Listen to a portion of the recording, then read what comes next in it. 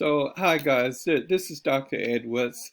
I want to give you some pointers here, some suggestions in this study guide for your upcoming test. So the first question is, as Cl represents chlorine, what is the difference in meaning between Cl2 and 2Cl? A typical question that I'm likely to ask. The Cl sub 2 means two chlorine atoms that are chemically bonded as a subscript. But the 2Cl simply means two chlorine atoms, no information given about bonding. Number two, what kind of solids contain a sea of freely moving electrons? Does this sea involve all the electrons present? The type solid that involves a sea of freely moving electron is a metal. So all metals have what are called sea of freely moving electrons. And no, the sea of freely moving electrons does not include all the electrons that are present. Number three, what is the charge on the alkali metal ions, which are from group 1A, on the halogen ions, which are from group 7A, on oxygen ions, which are from group 6A. From the 1A, the alkali metals have a positive 1 ion. That's the charge. A positive 1 is on the alkali metals. They will give up that 1 electron when forming a bond. The charge on the halogens being in group 7 is a negative 1. They will receive a 1 electron, making them negative during the bonding process. And on oxygen ion, it's a negative 2. Recall, as we've said many times, there are two types of charges: positive charges, negative charges. Negative charges are on the electron, positive charges on the nucleus. The atoms ordinarily are neutral, having as many electrons as they do protons. However, in some processes, particularly chemical processes, the electrons will move from one atom to the next, and as such, ions are formed, IONS are formed. Number four, how many atoms of which elements are present in the following reaction formula? 4C4H10. 4 as a coefficient, C sub 4 as a subscript, and 10 as a subscript on H. So I see, if I didn't have the 4 subscript, so 1 multiplies the coefficient times the subscript. So 4 times 4 here would give me 16 chlorine atoms. I'm sorry, not chlorine, carbon. So there are 16 carbon atoms, 4 times 4. And 4 times 10, there are 40 hydrogen atoms. So those are the type atoms, a total of 40 plus 16, 56 atoms present here. As I say again, 16 carbons and 40 hydrogen. What kind of solid is ice, and why does ice float?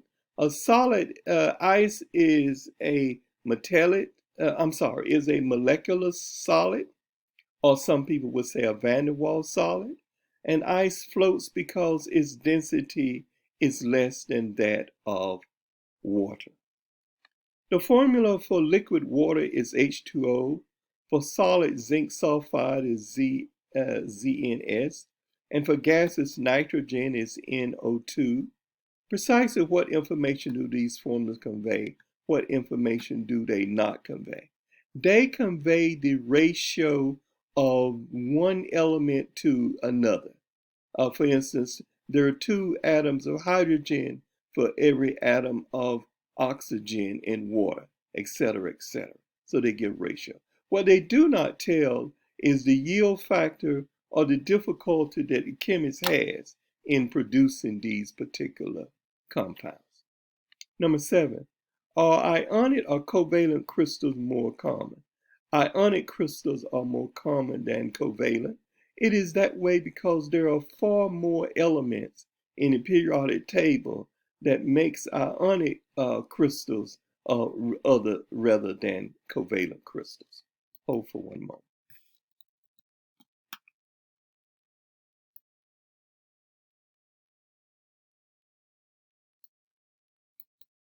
So now, which of the following 12 substances are homogeneous and which are heterogeneous?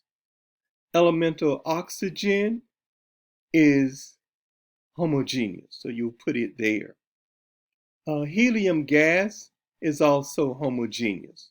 All gases are homogeneous. Solid carbon dioxide, since it's a compound, is also homogeneous. Elemental carbon is an element, and all elements are homogeneous, so it goes there too. Rock, on the other hand, is visibly made of many different substances, so rock is heterogeneous. You would write rock under heterogeneous. Steak is also heterogeneous.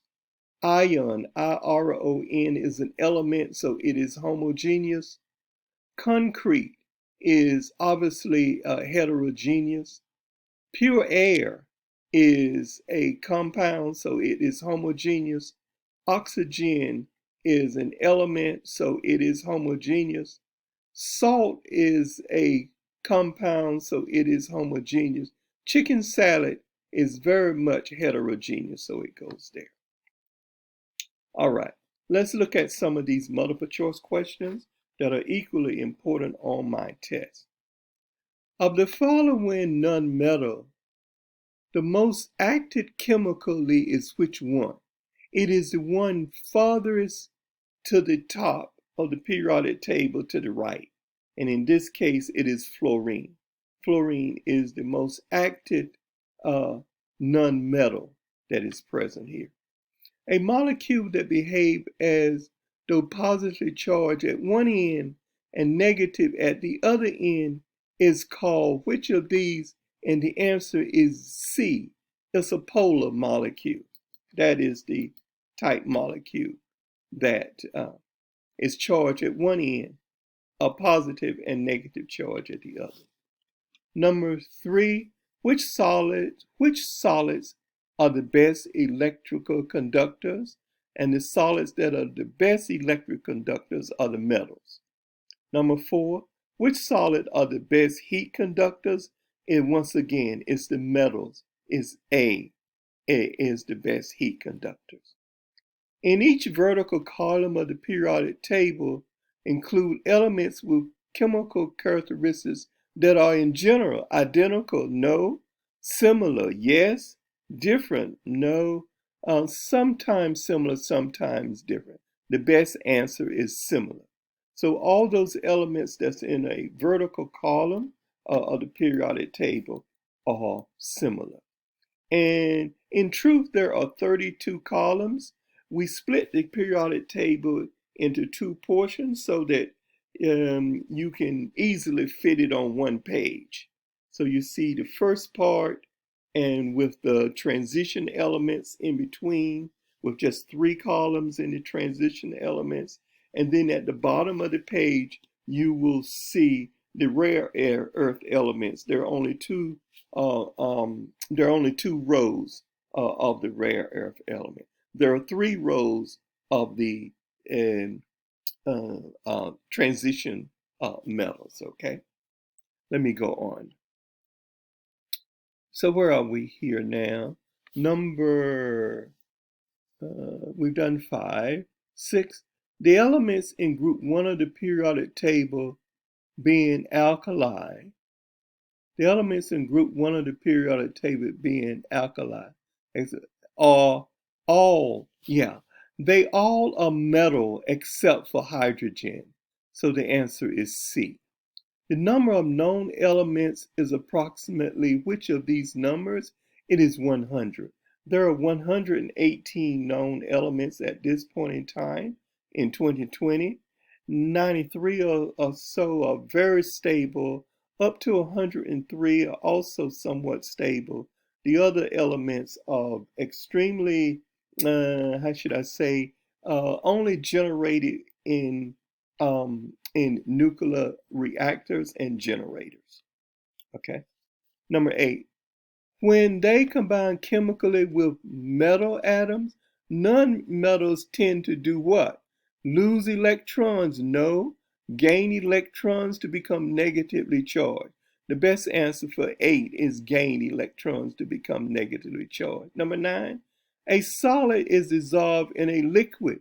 When the temperature of the solution is increased, the solubility of the material will do what? So when you dissolve a solid in a liquid, when the temperature increase, um, the the solubility will increase. So the best answer to number 9 is B. Which of the following has the least ability to conduct electrical current? And the answer here would be, is it acids? No. Base? No. Salts? No. Non-polar liquids have the least ability to conduct electricity. Let me get the rest of these here and then I'll be through. 12. A compound whose name ends in 8 always contain what? Hydrogen? No. Hydrogen and oxygen? No. Carbon? No. Oxygen. The word 8 indicates oxygen, so it will always contain oxygen. The number of oxygen atom in a molecule of iron 3 hydroxide. Look here and you will see that there is the O here, and there, let me see if I can get this a little bit larger. Yeah, okay, so we can see here a little bit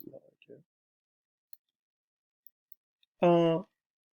So we have this subscript 3 after the parenthesis there, which means there are 3 oxygen atoms that are present.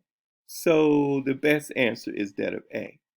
Van der Waals forces between atoms and between molecules arise from non-uniform charge distribution. And number 15, amorphous solid is closer amorphous, mean no periodic structure. Amorphous solid is closer in structure to that of what? A liquid, like glass and plastic. Number 15, the place of an element in the periodic table is determined by what? And the best answer here is the atomic number. And let's see. State the 4 principal types of bonding in crystal solid and give an example each. The 4 types, as you recall, we've talked about that. They are the metallic solids, and copper would be the example, best, or gold.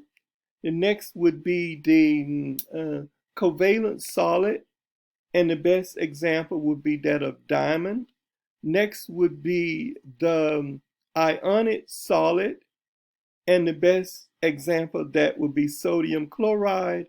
And lastly, the last one would be the molecular solid, and the best example for that would be water. So once again, just wanted to give you some of these ideas of mine, and pay close attention to these as well as your other homework as you get ready for this upcoming test. All right, have a good day.